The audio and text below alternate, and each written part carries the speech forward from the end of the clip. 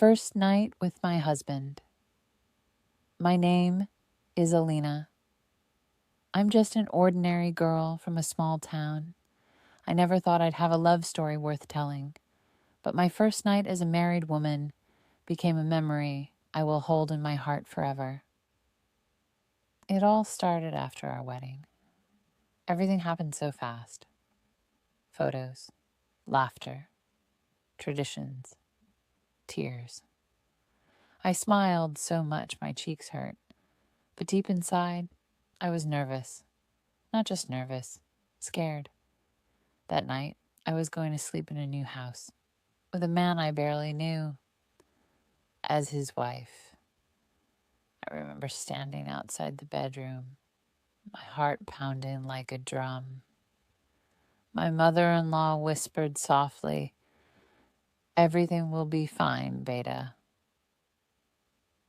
I gave her a nervous smile, but nothing could calm my racing heart. When I entered the room, I froze for a moment. The room was dim, lit by soft golden lights. There were candles near the window. The bed was covered in red and white rose petals. The pillows fluffed perfectly. The whole space smelled of roses and something sweet, like vanilla. It looked like a dream, but I wasn't calm. My legs were shaking slightly. My hands were cold. I sat down on the edge of the bed, eyes on the floor, heart racing. The silence around me was loud, too loud. A few minutes later, I heard the door creak. I knew it was him, my husband. He entered slowly. I could hear the soft sound of his footsteps on the carpet. My breath caught in my throat. I didn't dare to look up. My body stiffened. I could feel heat rising to my cheeks. I held my hands tightly in my lap, trying to hide the nervous tremble. Then I heard his voice. "Alina?" His voice was soft, deep, calming. "You look beautiful." I slowly lifted my head. He was standing near the door, looking at me with a gentle smile. He wasn't rushing. He wasn't too close. His eyes were kind.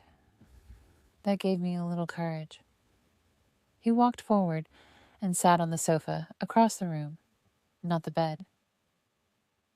"I know this night feels strange," he said. "And I know you're nervous. So am I." That surprised me. I had always thought men were strong and confident on the first night, but he admitted his fear. That made me feel safe. He poured a glass of water and brought it to me. As I reached out to take it, our fingers touched lightly. That one touch sent a wave through me. My whole body felt it. I quickly looked down. I felt shy, but also something else. Something new, something warm. He sat beside me, still leaving space between us. "Can I talk to you for a while?" he asked. I nodded slowly. Then he started talking. Not about love or bodies or being husband and wife. He talked about silly things, like how nervous he was to dance in front of people, how he almost tripped during the ring ceremony, how his cousin whispered, "Don't mess this up," before entering the room. I laughed softly. For the first time that night, my smile was real. He noticed. "There it is," he said, smiling wide. I was waiting to see that smile. I blushed. My cheeks were burning. Then came a long pause. He looked at me, his eyes serious but soft. "Elena, can I hold your hand?" I nodded again, quietly. He gently placed his fingers around mine. His touch was warm, not forceful. My hand fit perfectly in his. I looked at him, and for a second, we just stared into each other's eyes. Time stopped. "Can I ask you something?" he said. I nodded again. "What are you afraid of tonight?" His question was honest, kind. I took a breath. "I don't know. Everything, maybe. I've never done this before." He squeezed my hand gently. "You don't have to worry. We'll take it slow. This night doesn't have to be what people expect. It should be about us." That sentence touched me deeply. He then moved a little closer. Our shoulders touched. "Can I hug you?" he whispered. I didn't speak. I just moved slightly, leaning in. He wrapped his arms around me, slowly, carefully. I felt his heart beat against mine. We stayed like that for a long time. I felt his breath on my shoulder. It was warm. His hands were on my back, but not moving, just holding me, supporting me. Then he said something that melted my heart. "You don't need to give me your body tonight. I just want your heart, your trust." Tears filled my eyes.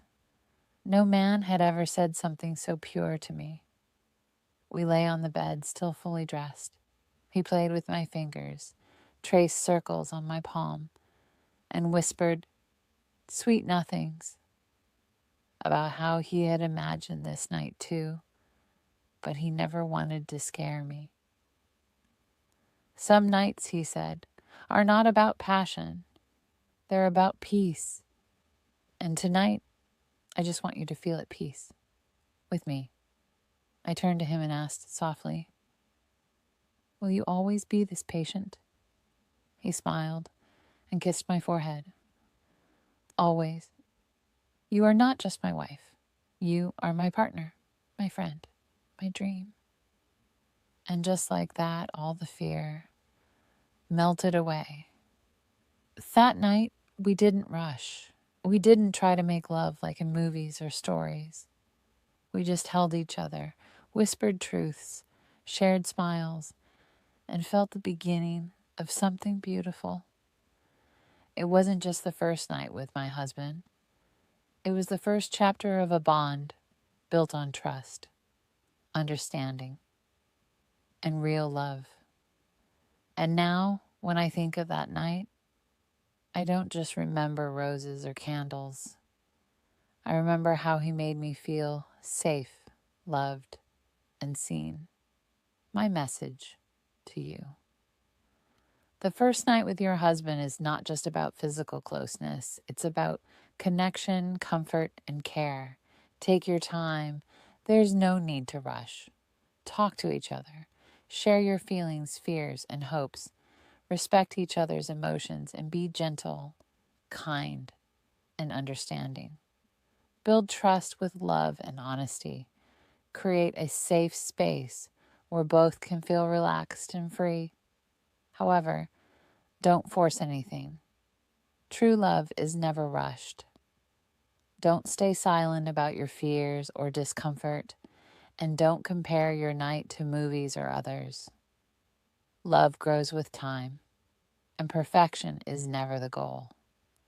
The first night is not about doing everything. It's about beginning everything. When hearts connect, hands will follow. When love is real, time doesn't matter. So be patient, be loving, and remember, a strong relationship begins with kindness, not pressure. Thank you for watching. If you enjoyed this story and want to improve your English, subscribe to Pro English Stories for more amazing content.